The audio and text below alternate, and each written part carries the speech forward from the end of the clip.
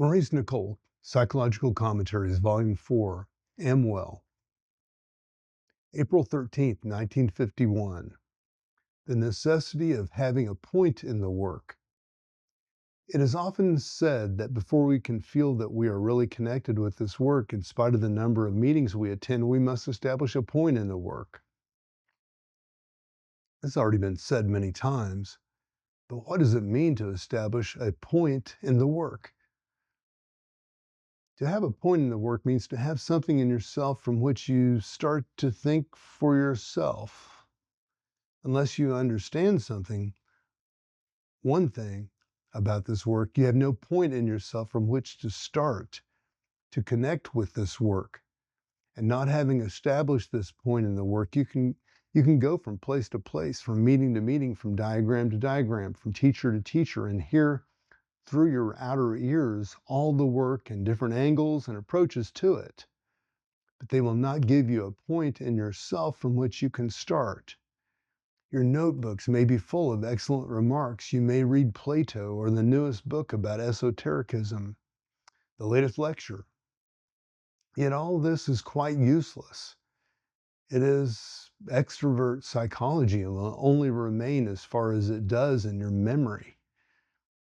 We're all very comfortable in our memories owing to buffers, so memory will not stab us awake. A point in the work means that you suddenly see the truth of something that the work teaches you.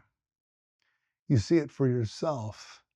You see it from your own understanding. When you see any of the truths of this work for yourself, they cease to be questions of memory, but become much deeper things because they begin to work on you. I assure you that a person may have listened to this work for years and years and may remember it, but nothing may have stabbed his spirit broad awake. I tried once to put this before some of you in terms of, thou art the man. I return to this again. Has anything that you have learned in this work begun to alter your life, or is it all still in your external memory? Now, knowledge can rest solely in the memory. Have you heard all about the teaching concerning negative emotions? But what makes the work alive apart from lying in the memory?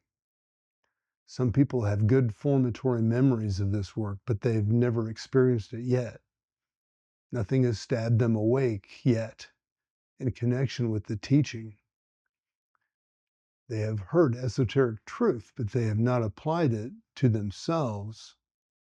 They have not seen that they are the people concerned. I can quite imagine a person who speaks most angelically about this work and knows all its connections without having the slightest idea what it means as a personal experience. For example, he has never seen his own negative emotions. And if he half notices them, he begins at once to self-justify. He may think that by sending me very involved intellectual questions about the work, he is doing the work. I can only answer that one must begin to understand what the work is about, namely about you, about yourself. And those questions will then cease completely because you will realize what you're up against in this thing called yourself, which has to be changed. Now, Paul said, though I speak with the tongues of men and of angels and have not charity, caritas, I am becoming as a sounding brass or a tinkling cymbal. 1 Corinthians 13. In what two directions of the work does this strange word translated as charity? He obviously, surely in the second and third lines of the work, you have negative emotions and indulge in them without seeing that you're doing so. Are you harming indeed all three lines of the work? That is, the work on yourself, work with groups, and work in connection with the aim of this work? Certainly you are, and I have no doubt about it.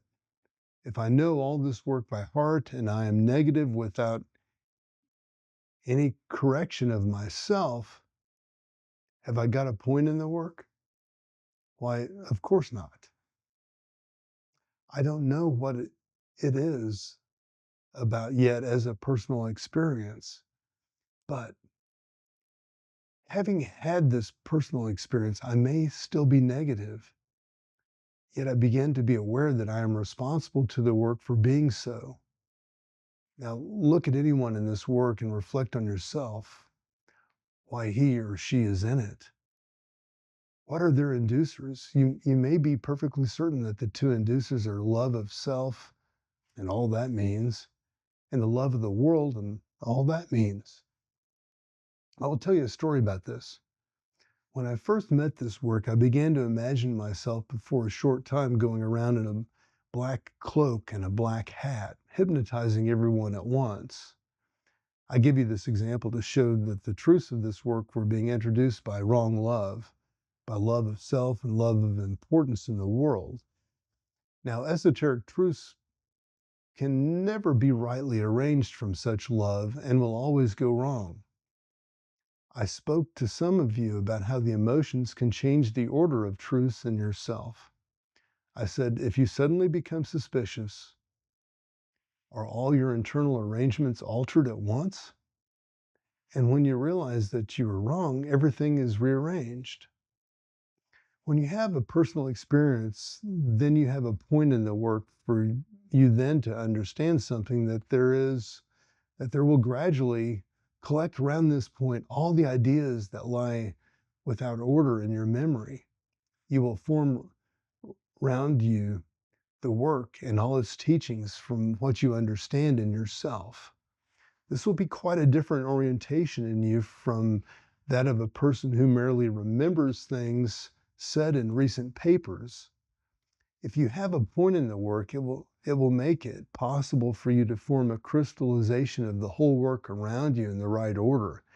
And then you will have second body, and that is something that survives physical death. I would like to ask you how many parables in the Gospels refer to this. Take the parable of the 10 virgins. They all had lamps, that is, teaching. But half of them also had oil in their lamps. These latter were accepted and the others were turned out.